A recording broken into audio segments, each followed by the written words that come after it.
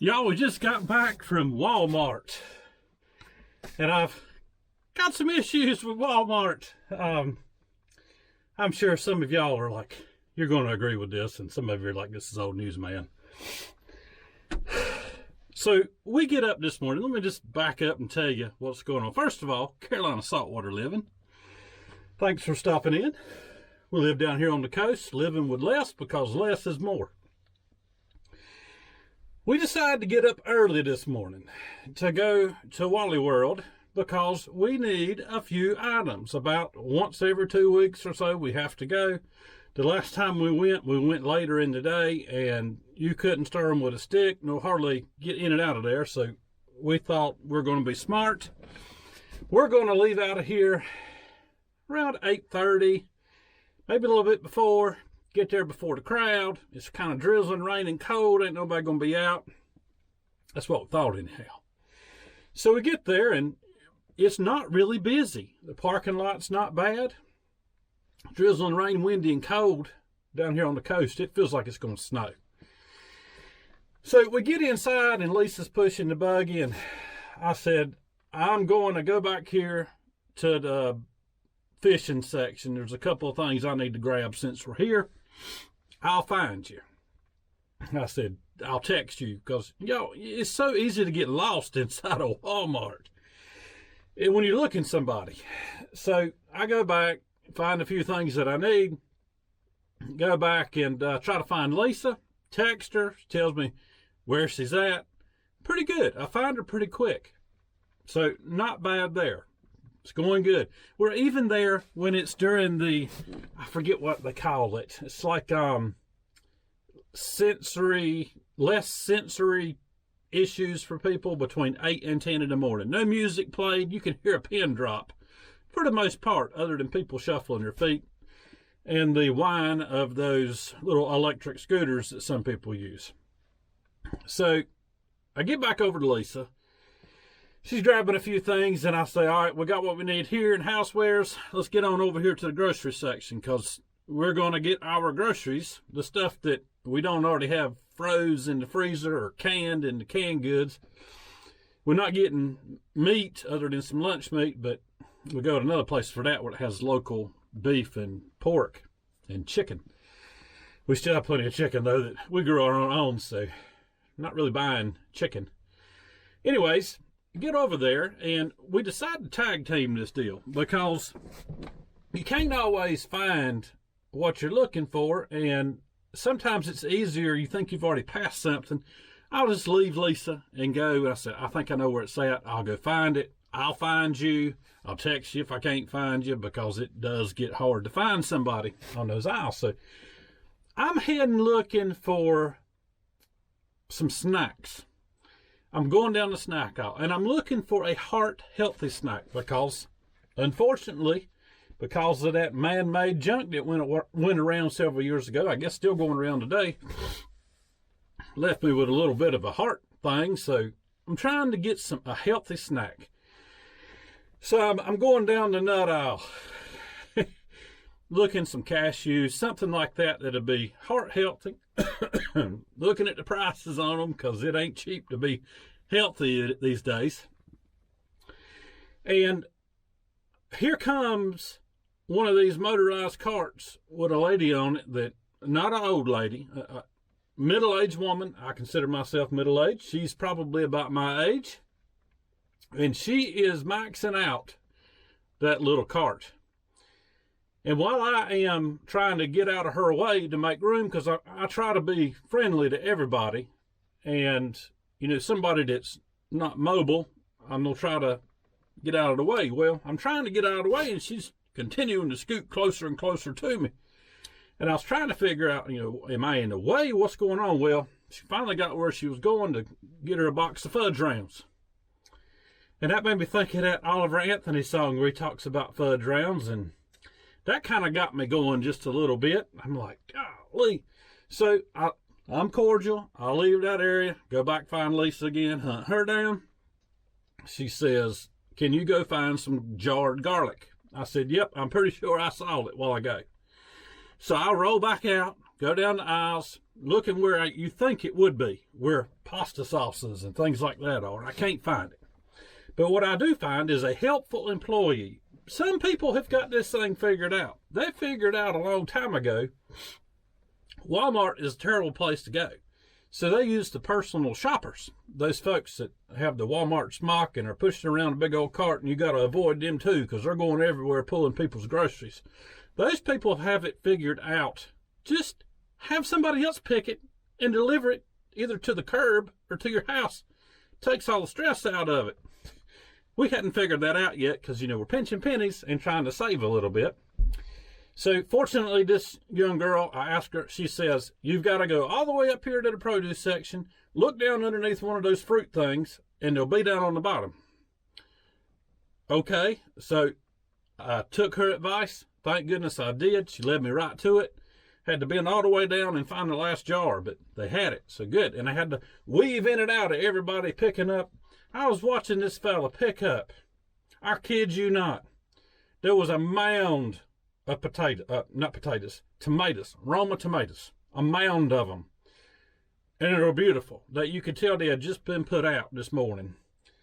He's picking up every one. I know I watched him for a few minutes while I'm looking what I'm looking. He picks up about every one on the top layer, squeezes it, puts it back down, squeezes it, puts it back down. That drives me crazy. If the produce looks good, you don't need to do that with every single thing you're grabbing. That's why when you go to a supermarket like that, you're not growing it yourself, you got to go home and wash that stuff with some Dawn dish detergent because there ain't no telling what's on it by the time you get it. So I get my tomatoes that I'm looking for, my jar of garlic. I head back to Lisa. We get everything that we need, and it's time for checkout. Thank God we're done. We've been efficient. We've worked together as a team. And now we're going to checkout. It's 10 o'clock in the morning, y'all. Just now starting to play the music. So it's still not that bad. It's not that crowded, at least the parking lot, and a few shoppers in the store, but there's only one register open with a live body on it. And those self-checkout deals, half of them are closed, and I don't like using them no ways because I'm always, I don't know how to weigh. What have I got here? Have I got a sweet Texas onion? Have I got a jumbo white? And I got to figure all that out. So, no, I avoid that. Plus, I'm always wondering if something's going to happen, then I can't get no help to get the thing fixed and straightened out. So, we try to go to a live body because that's how we like it. We're old school like that. So, we get in the only line that's available for a live body. And it is at least, I kid you not, 100 foot long with people waiting in line for this live body because they're like us. We like dealing with people and not computers as much as possible. So while we're waiting, I notice an elderly man on one of these scooters. He only has a few items and he's back behind us. So I didn't notice him when we first got in line. I think he pulled up. And somebody walking towards us did the cordial thing, and he was in an opposite line for one of them self-checkouts. And they said, sir, would you like to go ahead of us? Because they're being courteous. Respect your elders. Oh, no, I'm fine. I'm not actually in line. Okay. So we keep going, and in just a minute or two, a lady comes out from behind the aisle, and she's waving her arms. Aisle number 8, I'm open. I got nobody. Y'all, it is like coming off of turn 4 off a caution at Daytona. Everybody, including that, we kind of got a late start on it, but the old gentleman on the scooter, I'm pretty sure I heard his tires bark on that scooter as he is running. He wasn't in line. But now he's going to try to beat everybody down here that's got buggies full of groceries for his Mountain Dews and toilet paper. So I told Lisa, we kind of got a rough start there. And I said, speed on up. I said, let's get on down there. I said, we're at 100 foot here. We'll get down to 50 foot. And if this older gentleman wants in front of us, we will let him in front of us. Well, he barked off to somewhere else to pick up something else. I think he saw the line forming and was like, maybe I just need to hang out and wait on another one. But I hated it for him, but another one didn't open. But so we're in line. We're in line. and my frustration continues to mount. And y'all, I am very much a patient person. The Lord has really worked with me over the years. I'm patient, I'm calm, and I think all those years in law enforcement taught me to suppress those wants to go, and just be calm. And so I'm calm nature. Well, I'm being as calm as I can. And I'm looking up here at the lady running the register. Friendly. I see she's smiling at folks. But here's how she does it. And these are grocery carts full of groceries, y'all, that are going through here. One item, beep, into the bag on that little carousel that they swing around because they're trying to be efficient, cutting out another laborer that could buy groceries. Beep, into the bag. And it's one item at a time. Beep. I'm thinking, I'm doing the math. I'm figuring up how long it's taking her to scan one item, to put it in that bag, and then to get back up there on the conveyor belt and grab one more. I'm looking at the other two people in front of us, and I'm calculating just about how long we got before that cheap thing of Walmart chocolate ice cream we got is no longer fitting to eat. So we finally are getting closer. We're getting closer, y'all. This is 15 minutes, two people in front of us. We ain't even made it there yet. I hear some fella hollering. He's just talking real loud, kind of like me, because I talk loud, but he's talking loud and letting some expletives, cuss words. He's cussing as he's going to the bathroom. Older gentleman, older than me. And I guess he's taking care of business. As he's walking, he came in Walmart just to go to the bathroom, apparently, because the bathrooms are up there at the front. And I look and I notice a big old 1911 on his hip. Open carry. Open carry's fine. But I'm here to tell you, from somebody with experience, you're the first one that's going to get took out. Because everybody sees that. You might as well be wearing a bunch of bling on you. So he's talking loud, got this beautiful 1911, looked like a Kimber. I mean, that's high dollar, going into the bathroom. Everybody's watching. Now, if everybody's watching, you've made yourself a target. Now you're going to go sit down on the toilet, potentially, or stand at a urinal, and here your 1911 Kimber is hanging off of your hip for somebody to easily grab, because there was no retention on that holster whatsoever. And that's fine. I like them that way too. But use some common sense, people. Use some common sense. Don't make yourself a target. So I'm thinking all these things. All these things are going through my mind while I am here at Walmart. So we finally are getting closer. One more person in front of us. And now my anxiety, PTSD, whatever you want to call it. I don't like to label stuff, but anxiety is what it is. It's coming up to the surface. And now I understand why my dad wouldn't go to Walmart for so long. And really, I didn't step foot in it other when I was on duty and walking through, because that was my job, to make sure I was seen, trying to prevent larceny. I can understand why larceny occurs, though, because as slow as the employees were moving, they would never catch somebody stealing something. It's impossible. Although they do, loss prevention, they do their job. Anyways. Back to this. I'm getting frustrated. And I'm still a little frustrated, as you can tell, but I'm getting frustrated. I'm looking down at the cart, and all of a sudden I'm feeling a kidney stone.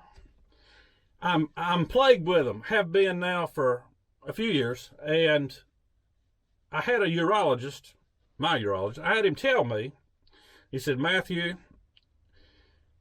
you need to work on your diet. So we have. I cut out soft drinks and tea, what I did years ago. Unless you want like a clear soda once a day, something like that. And he said, I don't know how you feel about it, but I've been doing this for 30 years. And if you will flush your kidney with one cold BEER a day, it will probably help you. And it has.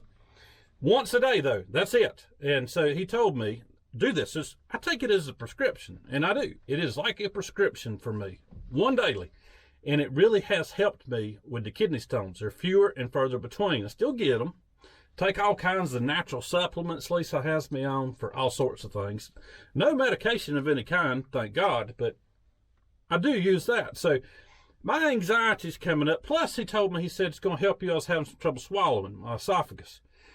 If you'll do that right before you eat your supper, it relaxes everything and helps you to swallow better. So it kind of kills two birds with one stone.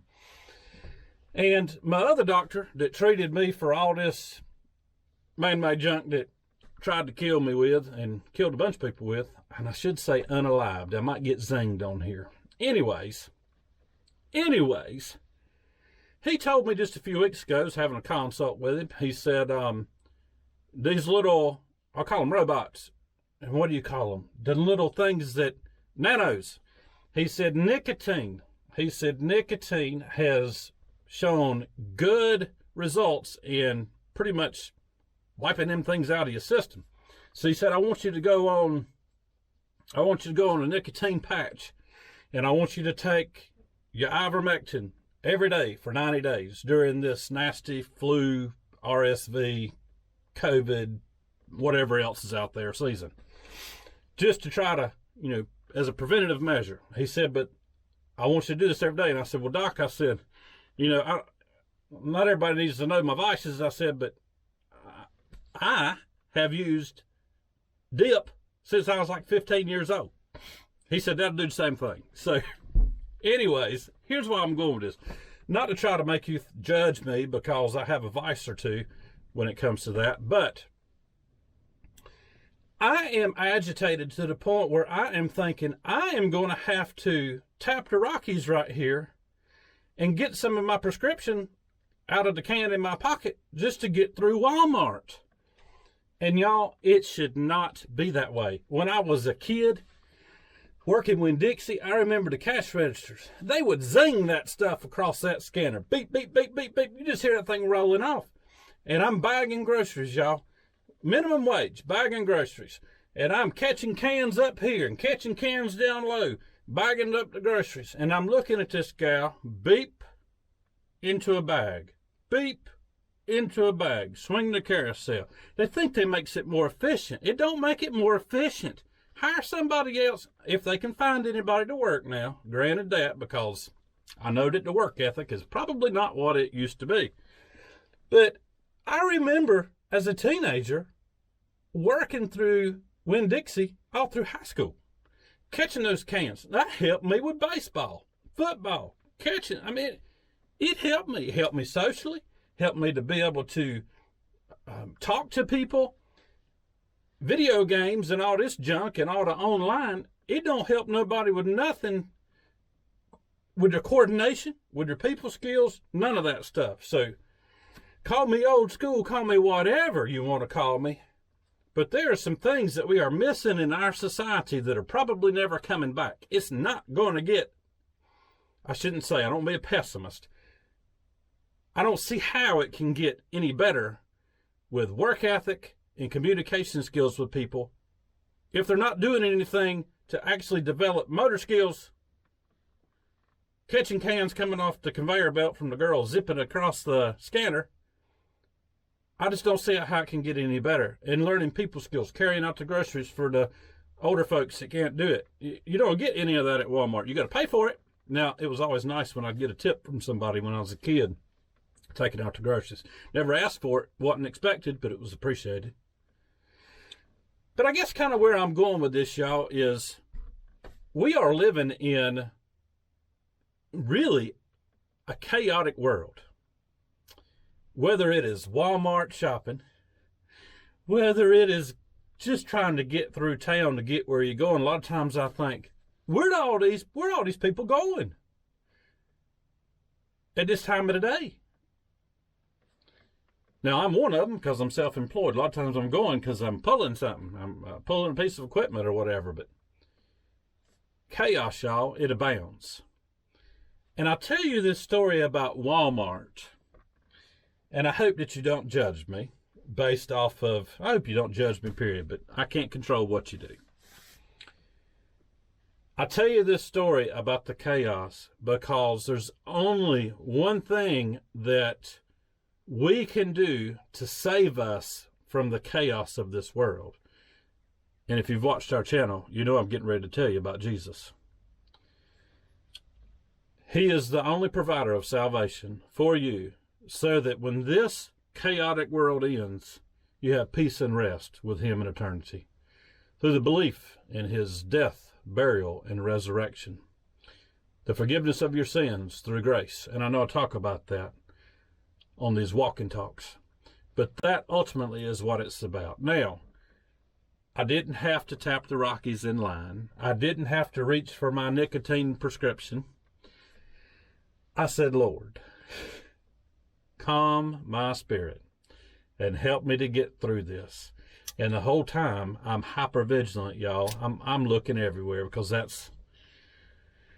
you're never going to shake that once you've learned it, that hyper vigilance. So fortunately, I only have to do that once or twice every week or two. Hope you found a little bit of humor out of this, and maybe just a little bit of encouragement too. Guys, have a good day and a great week. Stay out of Walmart unless you plumb have to go. We'll see you on the next one.